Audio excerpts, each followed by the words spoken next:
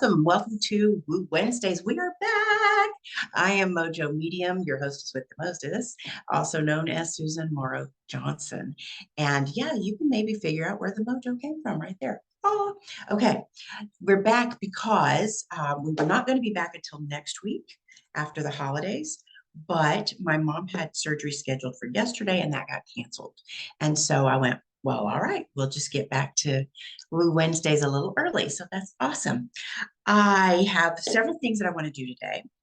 One is to answer Candy's question. She sent me a really good question for the suggestion box or the question box. Another is to talk about when the universe kicks you out of a situation that you're not ready to leave, that you think you're not ready to leave. And we're going to start with good news only card, and then we will go on to, at the end, I will draw some angel cards. So for the uninitiated, several years ago, I was inspired to create the good news only fortune telling cards.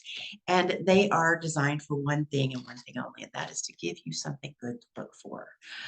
Just yesterday, somebody in a networking group that I was talking to, she's a psychologist, so she's a doctor. And she said that when you are looking forward to something happily and eagerly, that you actually release dopamine in your brain. And so, dopamine is one of the feel good feelings, chemicals. And so I was just fascinated because I've been saying this forever, since one too many people would find out I was a psychic medium and they'd be like, oh, what bad thing is coming down the road for me? And I'd be like, oh, you need to be looking for the good stuff. And so that's what inspired me to start these cards. And so each one, like I said, it gives you something to look forward to. And the thing is that I've known for many years, psychologists figured out that planning something and looking forward to something good is actually better than getting to something good, like a vacation. Oh, I'm so excited for vacation. And you're looking forward to it so much. And that is better feeling, presumably, with now that I know that it's dopamine. That's what feels good. It feels better than actually going on a vacation. Although I just find that hard to believe sometimes when I go to Disney World, which I haven't been in so many years. Oh, it is just my favorite place. Okay, so we're going to do a good news only card. I'm going to just shuffle the deck real quick. Each one can only be interpreted as good news. It will give you something to look forward to in the next few days to a week. It will help you strengthen your look for the good muscle and give you some dopamine, we hope. And we hope Oh, the card jumped out. We'll see. I'm going to go ahead and finish this and cut the cards, but the one that jumped out, we'll take a look at that. Okay, so whenever you may see this, this is for you in the next few days to a week. Okay, so the card that I cut and drew was extra time, which is wonderful, but the one that jumped out is grace. That's funny about extra time. If you put that together with grace, it's a grace period. And actually, now that I say that, because that's how it came in. That's perfect. I do think they go together. That's not always the case, but this time, extra time and a grace period. It's indicating that you've got, I hate to say it's like extra time to pay a bill, but because it feels like it's better than that, extra time to pay a bill is a relief. It's not really something to look forward to. So let's see if we can home in on something else. Extra time, grace period. I'm still getting a feeling of like paying a bill or turning in a paper or, taking a test or something like that. I cannot make it mean anything else. So see how that applies. See what you're looking forward to there. And maybe there's something that's coming due that you're hoping that you'll get extra time on. So let me know about that. That would be cool. Okay, that's a good way to kick off our day. Let me write down our cards here. Okay, so we got grace. Now, normally grace means to me, extra time. I love that. I love to have extra time for anything. Grace normally means to me, it means like forgiveness or being understood about something. Like if you had an argument with a friend, then you could look forward to making up because your friend would forgive you. That's kind of how I see that. So take that for what it's worth. Okay. All right. I'm going to start with I was the featured speaker on a networking event on Monday, and I thought that the talk I gave would be really good for here too. So that's the thing about when the universe kicks you out. By the way, I have to tell you, because I'm like this sweater is not black, it is dark green. And I love it. My eyes are green and I love to wear green. And I get to wear this very special bracelet that belongs to my grandmother, who was my very special grandmother. She was one of my best friends. And it's not, it is like fancy costume jewelry. It's not real. That may be jade, but I don't think it's real silver, but it has never tarnished. Anyway, it's beautiful and I love it. And I get to wear it today. So, all right, let's jump on in. See, now that's the kind of thing you look at and go, excuse me, wow, I can really appreciate this in this moment. You know, this brings me joy or satisfaction or, yeah, contentment. So that is, I am leading by example on that. I want you to think of things that way too. When you come across something you really like I was out of these, I got a new set of them today. This is whiteout, you know, that you like whiteout, and I use them all the time. Yes, I make a lot of mistakes. And I was out of them and I really missed having them. And when they got in last night, I was like, yay, I can finally white things out. And I'm so happy. All right, let's get going on this. When the universe kicks you out, and what that means spiritually and practically, and what you can do about it. Okay, very good. You know who I am. Let's see here, a little celebration woo, about being here and being back and being happy. All right, so let's start with this. If you have a business, I want to know how many years you've been in business. And I guess since you're mostly seeing this in the replay, because Candy's the only one here with me today, um, I just want to know how many years you've been in business. So you're going to be able to think about this. Candy, how long have you been in business, or do you feel like you've really started your business yet? I don't feel like I've started it. I did sell things on Mercari for a couple of years during Okay. COVID. So Okay. that was about 3 That years of doing that. that will do, because I want to ask you what prompted you to do that. What was the catalyst to start you doing that? Boredom.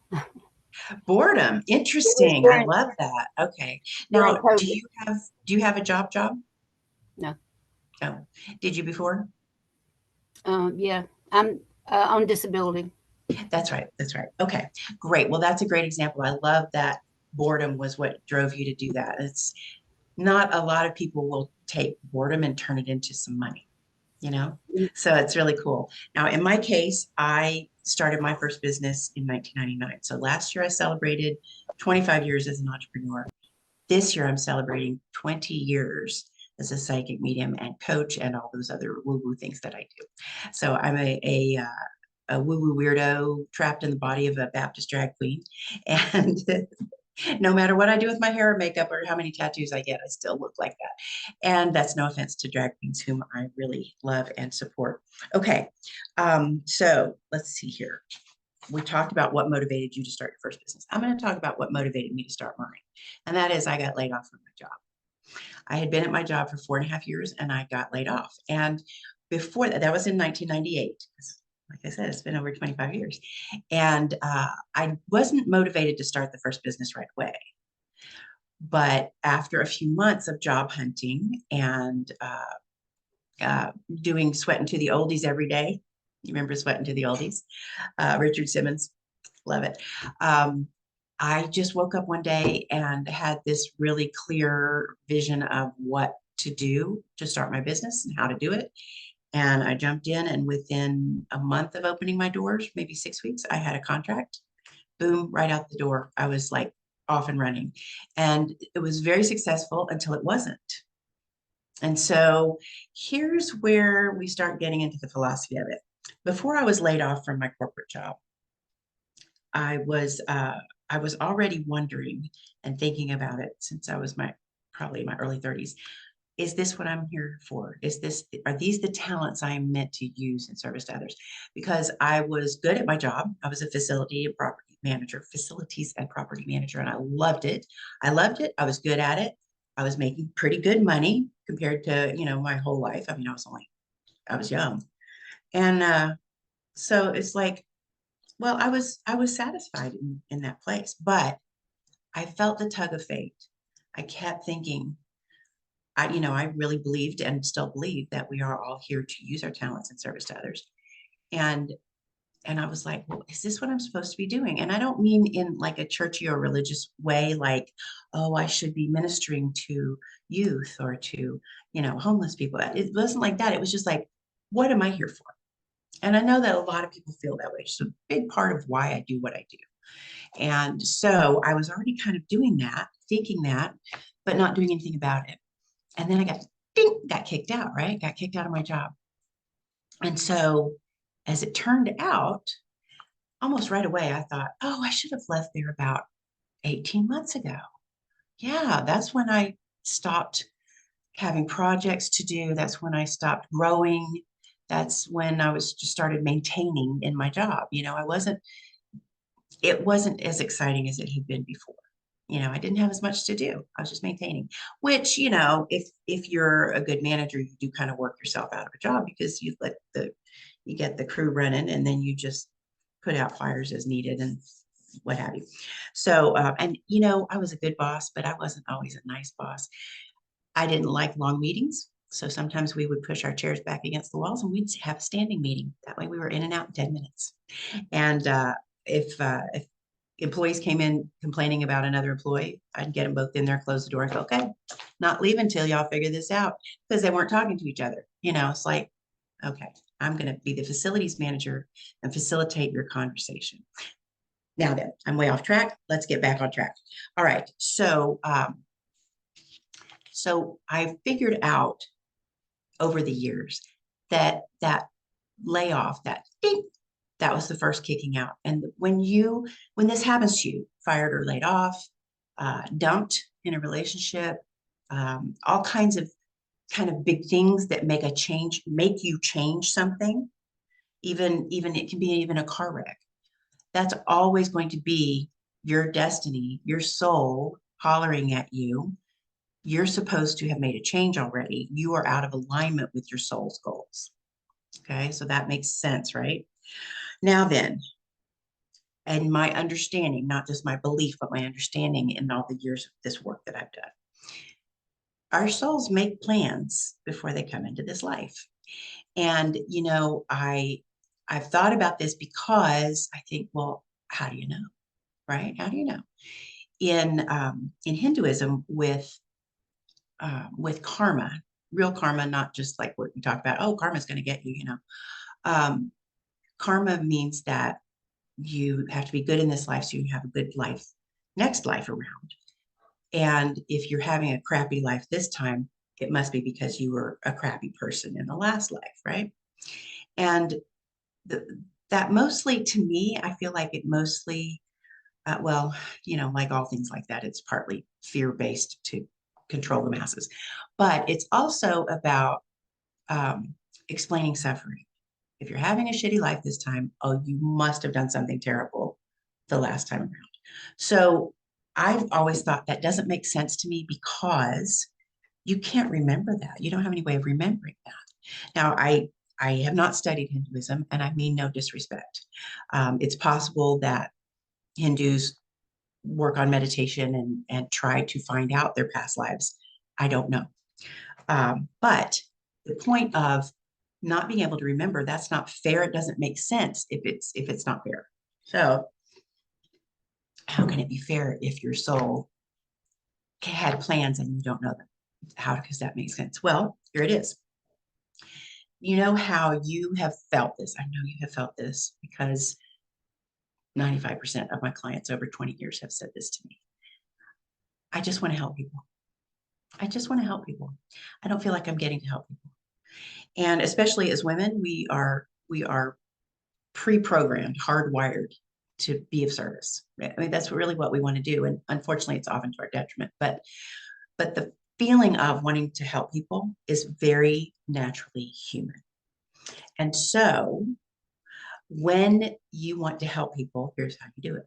Your soul, the message is 5 words. use your talents in service, right? We've already established that. And the clues that your soul left you to what its goals were are your talents. And your talents can be figured out with some exercises. And I'm going to give you one of those today. So when you have this experience of being kicked out, bing, then you want to be able to figure out what direction you should go in instead of the direction you've been going in or not going anywhere, as was the case with me. So, so let me ask you, Candy, you said that you started selling things on this website out of boredom during the pandemic, which was, I think, was really showed a lot of chutzpah. So, did you have any sort of indication that this would be something that you could do or should do or were meant to do? Or was it just sort of like, well, this is something I do, so I'm going to go do it? I did feel real comfortable doing it. So, and it's nothing that I had done before, but it wasn't like a really hard thing, so Interesting. maybe I was I meant like that. to. I like that. I like that. And what you've just said points out something that is important to the topic. Your talents are generally fairly easy for you. Doesn't mean that you wouldn't work at it. If you have a gift for engineering, for example, you may really have to work a lot. But in the meantime, you might be, building Lincoln log cabins, and you might be, drawing schematics for something just out of fun. One of my aptitudes, one of my talents is architecture and interior design. And when I was in seventh grade, I found out what floor plans were. And so I started drawing floor plans. And it's very easy for me to read floor plans and instantly picture what that looks like. And that was part of my job later on when I was a facilities and property manager. I was managing interior construction and tenant finish and that sort of thing. So, I needed to be able to read a reflected ceiling plan, or RCP. I needed to be able to read the construction drawings and the electrical layouts and all of that. And it came very naturally to me. I did not study that in school. I learned that on the job. So I'm glad that you mentioned that, because that's a big part of your talents. It's something that feels natural. That's an indication of that. Okay, let's see here. We talked about that a bit. I'm just going through my notes real quick. So when you get kicked out, look back and see where you might have missed your exit. Like I said, I looked back after I got laid off and thought, oh, I should have left there 18 months ago. Yeah. I'll give you another example. I was dumped after 7 years by a man that I loved and hoped to marry. And when he broke up with me, in about 5 minutes, I went, oh, I should have left him like 4 years ago, 4.5 years ago. Okay. So and there were exit ramps. I look back and there were so many exit ramps. It can be kind of easier to do this with a relationship, because you look back at a relationship and you know how you just parse it and just pick it apart and go, where was he an asshole and what went wrong, And there were exit ramps, and I didn't take them because I was afraid to leave. I was afraid to leave. Now, in my job situation, I wasn't afraid to leave. It didn't occur to me. And so look back on that situation, any situation you've had throughout your life where you got that, and go, okay, was there any indication that I ought to be making a change? Because that's your soul and your destiny speaking to about that. Okay, let's talk a little bit about, the wheels are turning, right? You're like, oh, I wasn't paying attention to the messages from my guides and the vibe my Bruniverse was sending out. What's your Bruniverse? That's what I call your brain and the universe, because they're kind of the same thing. Your consciousness and the universe, neither one of them knows the difference between the truth and a lie. And they're kind of garbage in, garbage out, right? It's like whatever vibe you're putting out on whatever level causes what comes to you. So what comes to you in this way is what comes from you. And so on some level, my soul or my Bruniverse was like, I'm tired and bored with this job. I know I'm meant for something more, and it's something special, and I've known this for a long time. So what is it? And so then, okay, fine. Then here's your opportunity. Figure it out. And so then I started my first business, and it was, like I said, it was very successful until it wasn't. Well, I didn't know this stuff at the time. If I had known it, I would have probably said, oh, I'm supposed to be doing something different. Okay, let's take a closer look at the talents that I have and see what I can do with those. So at that point, I took a job. I was terrible at it. The money was good, but I was unhappy. And I did leave there of my own accord. I felt like I'm not supposed to be here. This isn't right. And then I stumbled through a couple of other businesses because I knew that I was supposed to be an entrepreneur, but I wasn't sure. So I tried facilities management, consulting, project management, like I was doing before. That didn't work. Tried interior design. That didn't work. I had a somewhat successful copywriting business because I'm good at that. And that spawned a workshop business. Workshops are we, where I taught networking and some marketing and stuff like that. And then while I was doing all that, all these people were crossing my path. All these very woo people, astrologists and Reiki masters and tarot card readers and witches and just all kinds of people who opened my eyes to a lot of stuff I didn't know. And that's when I realized that I was psychic. And then as soon as I started giving readings, I finally found out that I was a medium as well. I realized these strangers' faces in my head are, and why I feel like I'm being watched all the time. There's people around me. Okay, so went forward from there. And actually, I've gotten the ding another time, even since then. After about 4 years of pretty good success with that, just giving readings and coaching that was a natural extension, uh, the bottom just fell out. Inexplicably, the bottom fell out of my business. And I mean, really I couldn't figure out what I did wrong. I really couldn't. And then the bottom fell out of my life and I had to make a huge change. And I moved out of my children's childhood home and it was emotional for us. But I moved back to my hometown, which is where I really wanted to be. And I was very, very happy when I got there. You know how Abraham Hicks says that your emotions are your guide? Well, when I got back to my hometown, and I mean, my life was a mess. I was staying with a friend. I was technically homeless. All my stuff was in storage. I had had this terrible move. I had no money. I mean, it was really, really bad. And yet, when I pulled up to my friend's house, I was like, I'm home. I'm home. And it felt so good. So pay attention to those feelings because they're going to tell you whether you've got dopamine coming in or not. You know, if you've got the dopamine, it's a good thing. You can trust that. That's your body never lies. Okay. Now then, let's see. When you get kicked out, ding, then you want to stop and take time to take a look at this. That's when your destiny and your soul and your guides are saying, hey, time for a change. You've got to do something different. So I'm a big fan of journaling and lists. So here we go. We're going to do an exercise. And I tell you what, if you,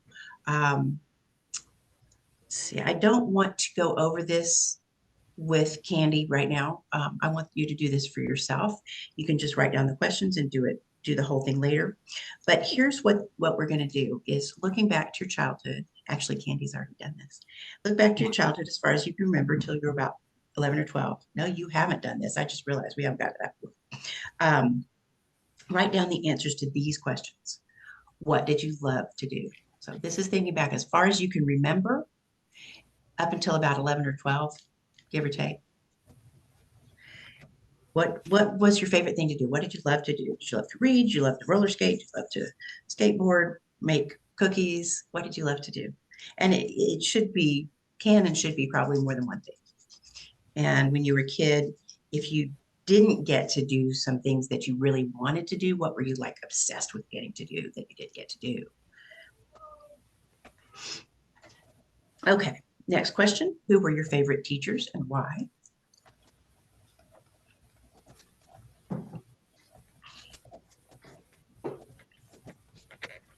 Same age. Yeah, all these questions are all for that same age group, age time. Who were your heroes and why? And your heroes could be people you knew, people you didn't know, famous people, fictional characters. Who were those heroes and why? All right, next question. What were your favorite subjects in school and which ones were you good at? And they're usually the same, but not always. I was very good at, most people are history and English or math and science, and I was very good at math and English. I didn't like history then. I love it now. Science, I was good at some sciences like chemistry because it was algebra based and I liked algebra and I was good at it. I know. But I wouldn't say chemistry or algebra was my favorite subject. So you know what I mean? And that brings up just going to tell you real quickly the two different kinds of talents that you have. One kind is the kind that's meant to be shared with others, and one is the other.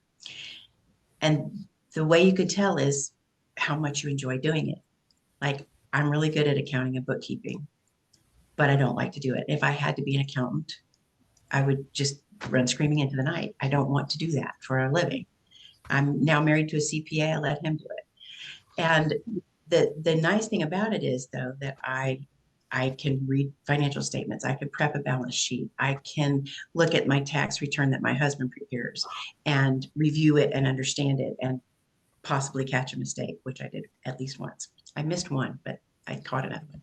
So those things are good for me. I can manage my own books. I don't have to hire somebody right now to manage my books. I have in the past, but when I've got the time to do it, I do it myself. So those things are just for me. That's just for me, that I have this ability.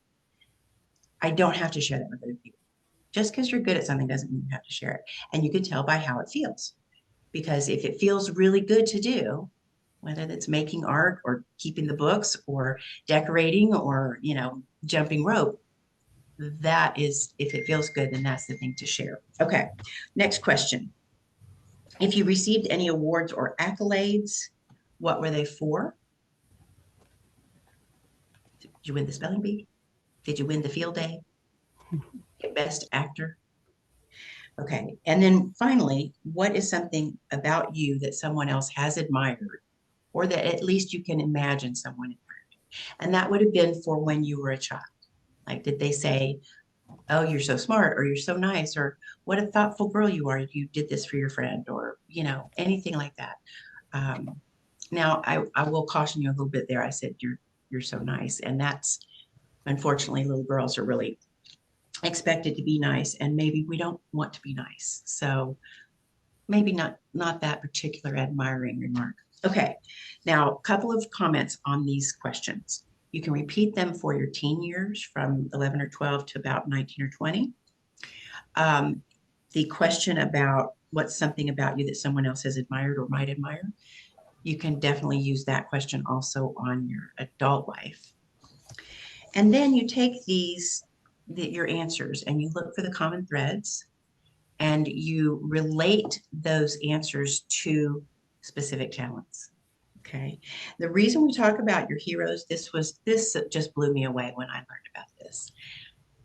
When you have a hero or you admire someone, and that's why I have in this question, who were your heroes and why? And I was actually asking this before I knew what I'm about to tell you.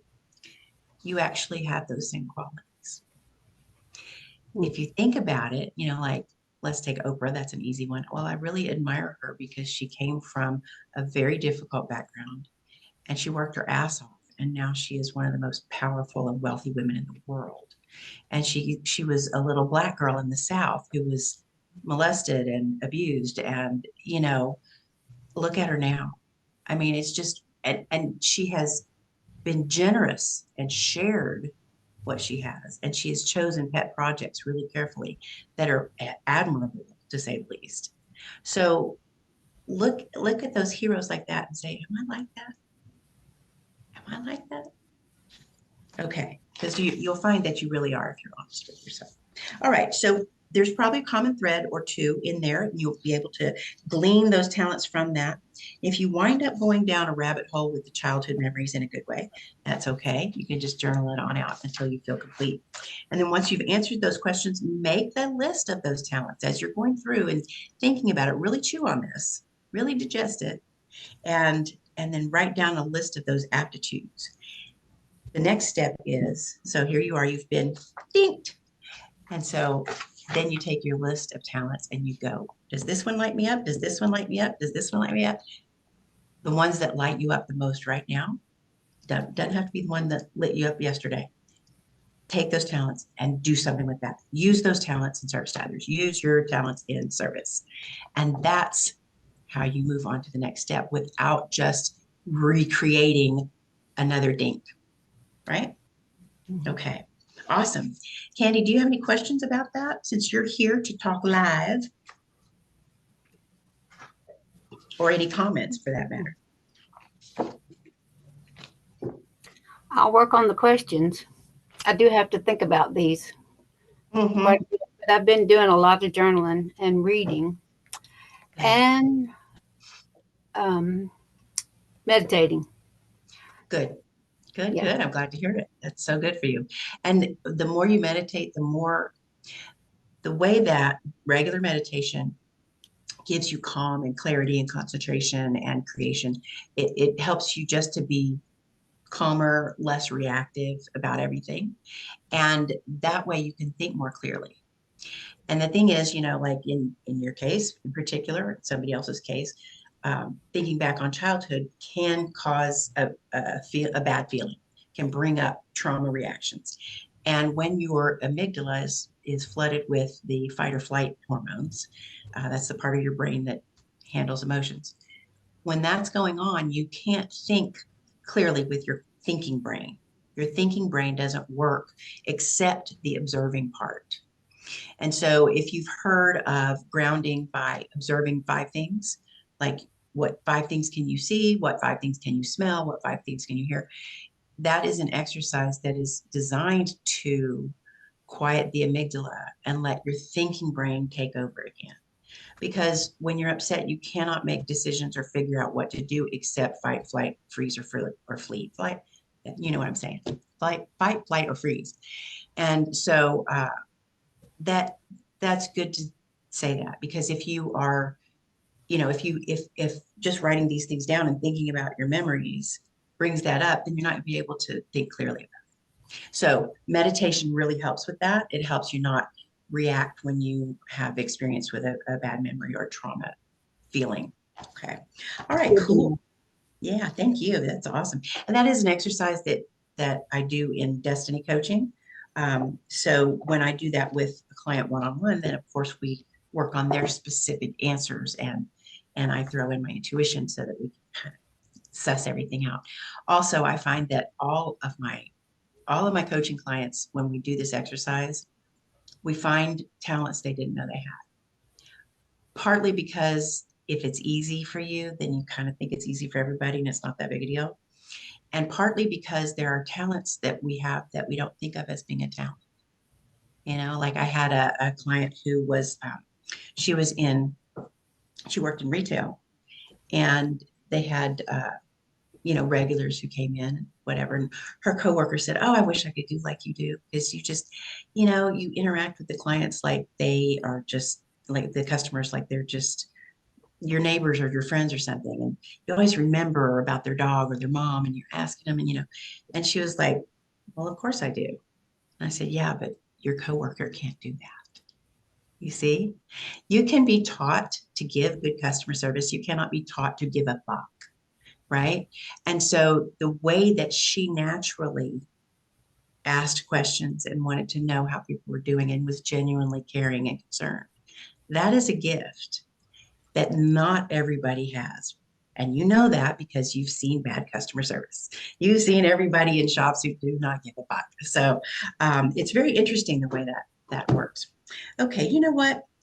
The last few Woo Wednesdays, I've been closing early, and I think I'm going to sort of make it be more of a 45-minute thing, because unless we have a group here to discuss, we can do an hour.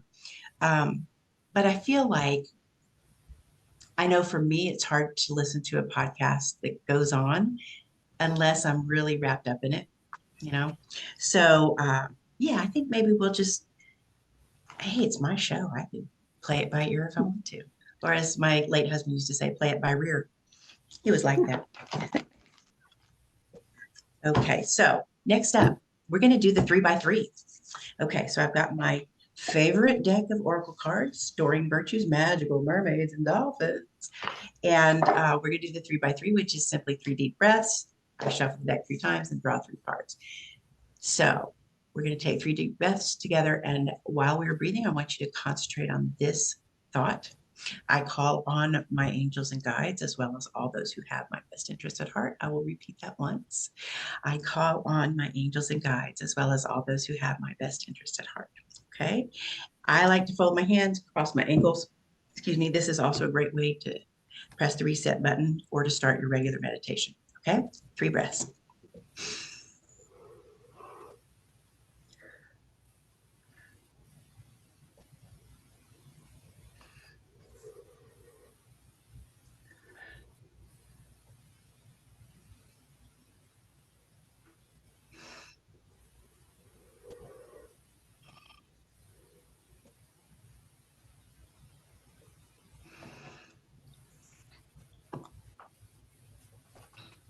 All right, now that we've done that, I'm going to shuffle the deck 3 times.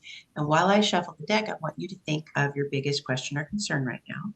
If you have too many, to choose just one, or if you can't think of anything, use the default question of what do I need to know right now. So I want you to focus on that while I'm shuffling the cards, and we will imbue the deck with your question.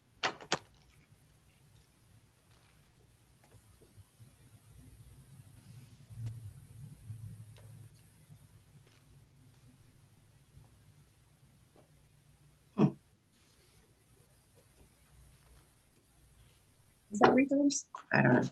All right, now then, I'm going to shuffle the deck. I'm sorry, I'm going to cut the deck and draw 3 cards. And I want you to think of 1, 2, or 3 and choose the one that will be yours. I like to do it too, so I've chosen one. Don't give it too much thought, just whatever pops up to your mind. Okay, here we go. And the thing is, it doesn't matter that much. I mean, you are using your intuition to choose that card, but the thing is that with a group reading or with several cards like this, that we're thinking, well, this one's for this person, this one's for, and this one's for me, you are very likely to get messages that are for you from the other readings. And that's true of all kinds of readings. So you can be watching John Edward and saying, well, that sounds like my grandfather. And it is, okay? So take it that way because that's the way readings work. All right, if you chose card number 1, this is your card. Set your sights higher, increase your standards, and expect more for yourself. Don't settle. I love that. Let me see if I can give you a little more. Don't settle. This is good for all of us. Don't settle. I was just talking to someone yesterday about what I always say about you're not enough, you're plenty, never settle for less than plenty. And she's a kind of a money energy coach kind of person. Like she helps people release the blocks and establish their money story and blah, blah, blah. So she said that I told her about plenty, never settle for less than plenty. Don't settle, don't settle. And she said, really, we work on, what did she call it? A sufficiency, a sufficiency. Like, what is your point of sufficiency? And then you can grow from there. I was like, oh, okay, that's a new way to look at it. Okay, so don't settle, don't settle, don't settle. Never settle, really. It's not just, okay, this is more about this when it says expect increase your standards, it's more, this is more of a worthiness thing. This is more of a worthiness. It's like work on that feeling of I'm not going to settle because it's not even good for me. So I'm going to think more of myself. And then that, like we were talking about with your Bruniverse, if you start thinking, I am better than I thought I was, I'm more important and special than I thought I was, then that sets up the vibe to bring better stuff to you. Okay. All right. If you chose card number 2, this is your card, accept heaven's help. You have prayed for help, so get out of the way and let heaven help you. So when you get in your own way, this was a phrase that 20 years ago I struggled with. It was like, when does it mean in your own way? And it means things like settling. It means things like refusing help. And so when this says accept heaven's help, let heaven help you, heaven's help comes in all forms, just like messages from your guides, just like how anybody can be an angel in any situation. You know, you've probably had the opportunity to be an angel for somebody for some reason. People who, you know, I don't know, lift the car off the baby, that kind of thing. So those things come to you through people, and that's heaven's help. Okay, so accept heaven's help. And then if you chose card number 3, Divine magic. I love this card. Extra magical energy surrounds your situation right now. Expect miracles. I love that. I love it because it says expect miracles. I love the miracles. Okay. Let's see what we've got here. This has a very, what's the right word? A very existential feeling to it. It's existential. It feels like this magical energy is all of you. And you need to recognize that. And when you recognize, again, we go back to the set your sights higher, calling yourself good and special and better than you thought you were. When you are doing that, that's when you are expecting miracles, that's when miracles come to you. So these three cards kind of tell a story. So when you expect more for yourself and refuse to settle, and oh, help came to you in the form of a friend or a stranger or whatever, and you say yes because you know that you're worthy of it, then that's when the magic happens. Ah, I'm feeling all like, woo, all gooey on that one. All right. Any other comments or questions from you, Miss Candy? Yeah, I've noticed a trend in my community. The senior citizens are starting to retire. Men, because women usually marry men older than them, are dying first. There's a lot of widows in my church. And Interesting. that is one thing that reminds me of the divine feminine, that you talk about. We're going to have a lot of widow women who really That's need true. help in hiring someone to do their construction, fix their plumbing and stuff like that, because these women get taken advantage of. Yeah. So I see Yes, that that's a good divine point. feminism coming. What we need is women-owned businesses to do those things. Women mechanics, construction workers, handymen, handy women. And some of the younger women could really do that to support the older single women. And there is not just widows, but it's also divorcees. And, you know, I think it's always been that way with the widows. There's a lot of widows, and you're particularly noticing because they're your friends in your church and stuff. Yeah. But yeah, men don't live as long as women typically anyway. And I think you're right about that is part of the reemergence of the divine feminine, the women helping other women and us supporting one another. And that's actually where I'm going, is that I am leading the next generation of spiritual leaders to help the entirety of humanity to rise into the new paradigm of more of the divine feminine. It was interesting. I saw my mom yesterday, and she is going to a discussion group, and the question to think about and talk about. She said, "I don't know what to say. I don't think I have anything to contribute because I don't know why it's happening." And the question is, why do you think that the political climate around the world is leaning to the right? Which reminds me of that old cheer: stand up, sit down, fight, fight, fight. Um, you remember. Um, and so I explained it to her that that that leaning to the right, leaning into the authoritarianism, is actually the pushback against the rising divine feminine energies and values. So you can look back. It started a little bit in the 60s with the sexual revolution and women's lib and anti-war protests. Vietnam was a disaster because people were not behind it. People did not want to go and get shot up. They did not want to suffer the traumas. They did not want to send their boys off. That was a huge shift from people who still remembered World War II very, very well. Parents, fathers who fought in World War II had sons who grew their hair out and went to Canada, you know, and it was a shock. But that is make love, not war is a very divine feminine kind of a thing. And so it ebbs and flows and ebbs and flows, but now it's getting much stronger. Since the turn of this century, it has really been growing a lot. And so I really feel like this is the pushback. The authoritarian side of things is the pushback. And the reason that some people want authoritarianism because they are power hungry and greedy and mean. Excuse me. I'm choking on that word. I wonder if I shouldn't have said that. But a lot of people support things that are against their own best interests because, going back to the brain science, your subconscious keeps you safe by keeping you in what is familiar. And that's what you know about this, Candy. That's why we tend to grow up and recreate the same kind of home we grew up in. And that's because it doesn't feel comfortable, even if it doesn't feel good. It's like, well, this isn't right. So let's say that, let's say we got a woman president. And there are a lot of people, or let's just go with, we had a woman running for president. She would have been very good. A lot of people were like, no, no, no, no, no, no. This doesn't feel normal. This doesn't feel the same. This is a big difference. And, I've heard people say since the election, well, the people voted for change. And I'm like, no, they didn't. They voted to go back to what they're used to, what is familiar. Yeah, a change in leadership, yes, but not change.